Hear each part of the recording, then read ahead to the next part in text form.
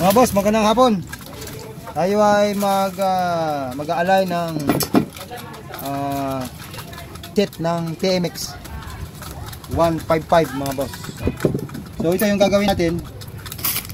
Ito ay sawali, no? Sasawali natin. Ang ganding size ng rayos ay 8x208, no? Yan.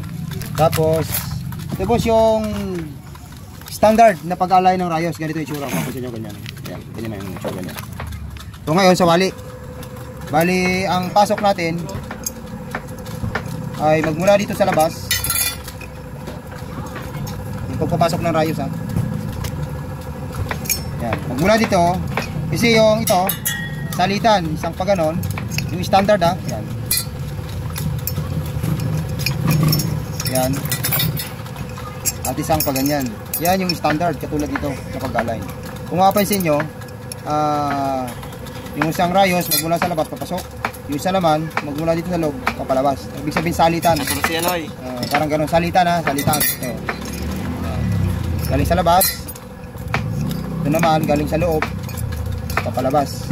Yan. Papares ito. Pero hindi ganoon. Ang gagawin natin sa wali, kasi ito ay panlikod ng TMX 155. So pag sa wali, nagmumula tayo sa loob, papalabas yung rayos ganyan. Yan. Tapos mayroon laging pagitan na isang butas. Yan. Yan. Papansinin nyo, yan, ganyan. Laging nasa loob ang tusok, papalabas.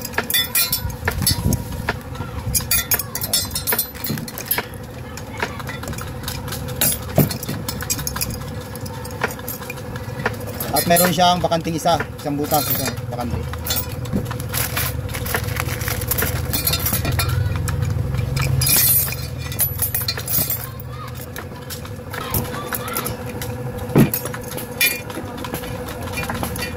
Na natin yung mga rayos. Ayan. Hahanapin natin dito yung rim na pinagtutusukan ng interior, no? Dito. So dahil nga dito nagpasok tayo sa loob, papalabas. So ang hanapin natin na butas ay yung bandang itaas. So pansinin nyo, may baba, may mataas. Diba? Pansinin, ito pa nakaturo pa baba, ito naman nakaturo pa taas. Dahil nagsuksok tayo dito, lumabas dito, dito tayo maglalagay. Yan. Kasi kung papansinin nyo, yung pinagsuksukan natin ay yung dito sa kabilang pisingi. Kumbaga dito sa kabila. Kaya dito rin tayo maglalagay sa bandang itaas. Yan, ganyan. Tapos magbibili lang kayo ng 5, 1, 2, 3, 4, 5. Yan. Dito tayo ulit maglalagay ng pangalawang rayos. Pansinin nyo, nasa ibabaw din. Dito sa ibabaw na natin nilagay. Tapos yung pangatlo naman, 1, 2, 3, 4, 5. Yan. Papansin nyo, nasa bandang ibabaw din. Nasa ibabaw. Tapos yung kasunod, 1, 2, 3, 4, 5. Nasa ibabaw din mga boss. Pansinin nyo ba? Nasa ibabaw palagi. 1, 2, 3, 4, 5. Yan. Nasa bandang ibabaw na naman yung butas. Kumbaga yung butas niya nakaturo naman pataas. Tapos yung kasunod, ganun din. 1, 2, 3, 4, 5. Yan o. Pansinin nyo, naglagay ulit tayo. Nasa bandang itaas ulit. Yung kasunod niya, ganun din. Nasa bandang ibabaw. Tapos 1, 2, 3, 4, 5. Ayan. Tayo naglagay. Go. Ngayon, pag natapos na natin nilagay yung mga rayos, yan, yung rim ay pipihitin natin ng naayon dun sa hilig ng butas. Kasi yung butas nito nasa bandang ibabaw na pinaglagyan natin ng rayos ay nakaturo siya papunta rito. Nakaturo siya papunta rito. Pero nasa bandang itaas yung butas, nasa itaas yung butas. Nakaturo siya rito. Kaya pipihitin natin. Okay, ipakita mo. Yan mga so, yan. Pansinin nyo, di ba? Pansinin nyo. Dito siya nakaturo. So pag iginaw natin yung rayos, di ba? Saktong-sakto siya, swak na swak. Diba? Hindi lumalaban yung nipple doon sa hilig ng butas. Di ba? Yan, pansinin nyo. May mababa, may mataas, di ba? Yan. Tapos saka natin babalik ka rin. Yan. Babalik ka rin na nakapihit. Nakapihit siya. Ayun, ayun na. Ngayon mga boss, pag ikay baguhan pa lang na nagpa-practice mag-align ng ang lagi mo nga hanapin itong butas ng ng pito, no? Dito, yung dito natin nilalagay yung barbula, yung sa interior, sa tube dito nilalagay. So yun lagi ang hanapin mo kung kay baguhan pa lang. Ngayon kung papansinin mo, yung butas nito, nakatabi niya, nasa bandang itaas din, no? Nakaturod sa itaas. Ito na nasa baba, ito naman nasa taas. So doon tayo magsusukat. Doon. Kasi sa ibabaw tayo nalagay, sa ibabaw nito eh. Ganyan, no? Yan. Ibig sabihin, yan, no? Abot yan. Yan. Ibig sabihin, dito tayo maglalagay. Dahil sa wali ito, dito tayo ulit magsusuksok ng rayon.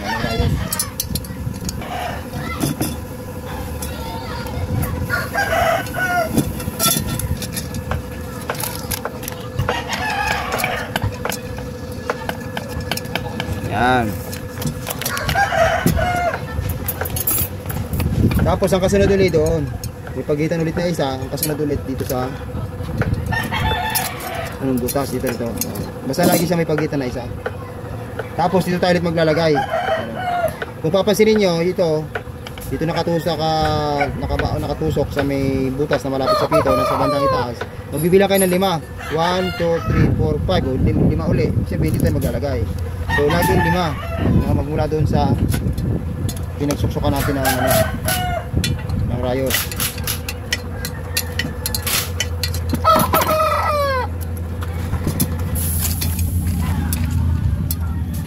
Tapos ulit dito na naman, ha? Yan, lagi may pagitan.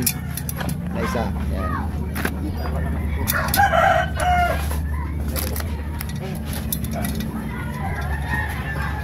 Kung papansinin nyo, itong nilagay ko na huling to, magmula dito sa nilagay natin na ito, magbibilang ulit ng 5. 1, 2, 3, 4, 5. Yan, dito tayo maglalagay. Kung kayo naliligaw, magbilang kayo. Pero pagka alam nyo na, halimbawa ganito, alam na, kabisado na nyo yung paglalagay ng ng rayos. Yung katabi nito, doon natin ilalagay. Kasi nasa bandang ibabaw yan.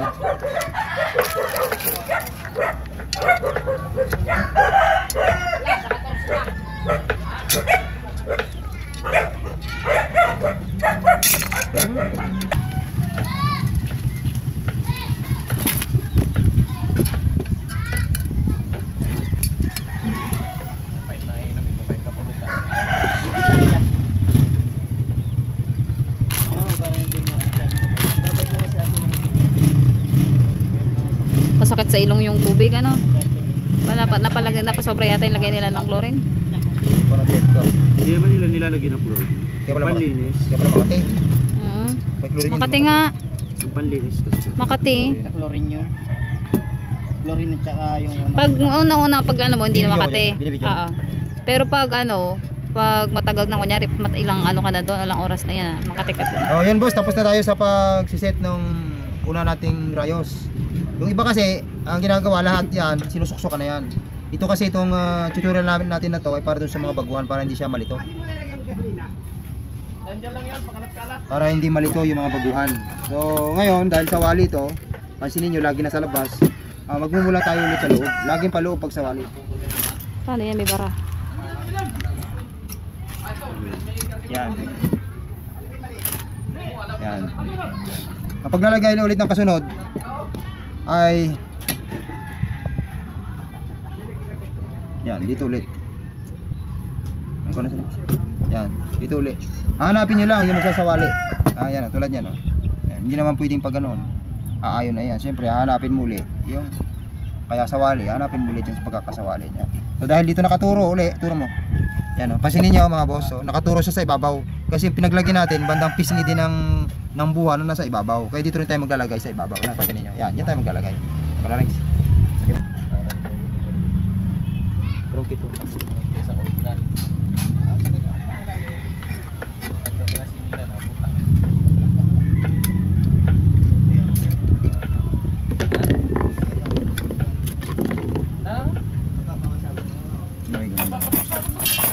Yan boss take note, laging sa loob boss ang pasok ng ng rayos sa pagsawali, laging nasa loob papalabas. Yan, ganyan yan Yan. Susuksok na ulit natin 'ito yung pangalawa, papunta ulit sa labas.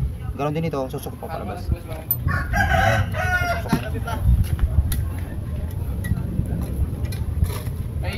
Pakita mo kayo dito, yung mga kung paano sila susuk. Ay, kamatis.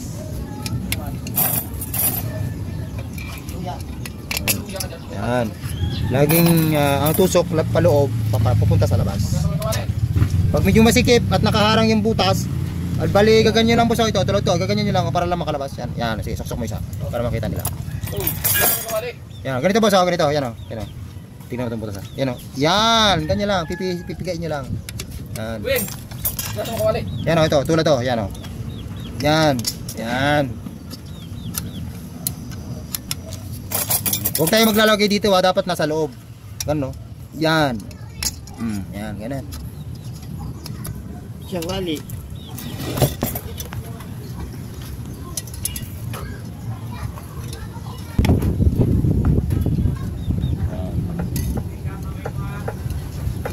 Pakita mo. Yan o, pakita mo. Lapit mo, isun mo. Yan, ganyan. Biha. Pakita mo. Tapos ako rito. Aking kamatis.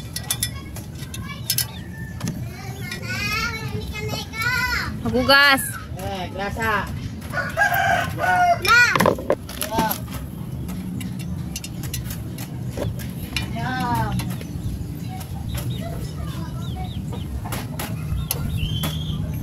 May sabon dyan sa gilid, nak.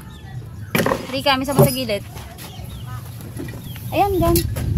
Sabon. Ayan, Tito Jasper. Yan. Sabon ni Tito Jasper. Wala dyan. Huwag na magsabon. Ayun na, may konti yun, oh. Ayun, oh. Patay mo na. Nilobat niya ako. Dito sa ano, sa pangalawang set ng pagsusuksok na rayos, kahit isuksok niyo na boss lahat kasi medyo mahirap siya pag hawali. Yan, ganito. Nakita niyo nakatusok na lahat. Yan. Ganon din tong isa, no? So pangalawa, sa pangalawang susok ng rayos. Kahit isuksok niyo na lahat kasi ito, medyo matigas talaga, pinipiga pa natin yan. Yan, balikan niya na itsura. Nakasuksok na lahat. So yun, ganon lang mga boss. Tapos hanapin niyo na yung pagsusuksok nito. Pag nilagyan na natin yung pangalawang rayos, hahanapin nyo na kung saan siya yan. Yan, tulad dito mga boss, ito. Pasinin nyo ito. Dito natin siya isusuksok. Pero, dyan. Yan natin siya isusuksok. Yung pangalawa naman, yan. Ito, yung pangalawa, yan. Yung pangalawa, dito rin. Sa bandang itaas din, yan o. Yan o, ito. Kita nyo? Yan, dyan. Yung susunod, ganun uli. Yan, dito ulit. Basta mga boss, yung pinagsusuksukan natin ng rayos na bandang nasa ibabaw nitong buha, titingnan nyo palagi na nasa ibabaw din yung butas. Huwag sa ilalim ha, nasa ibabaw palagi. Ganun lang.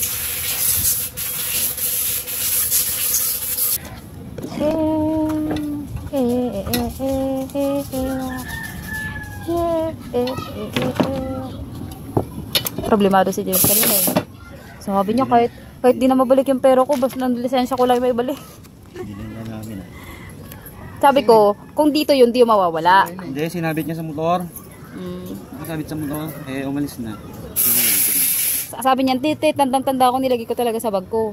Sabi ko, nga, naligo ka, wala na nga dyan yung bag mo. Yung isang bag mo lang nandyan. Sabi ko, nandyan lang yan.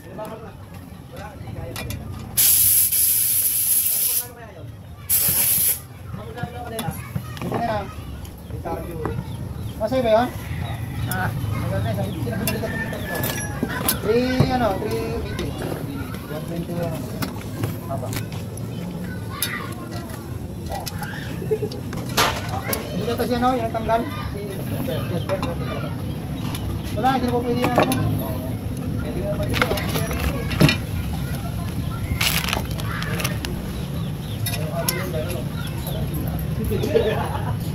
Pero meron na kayo sa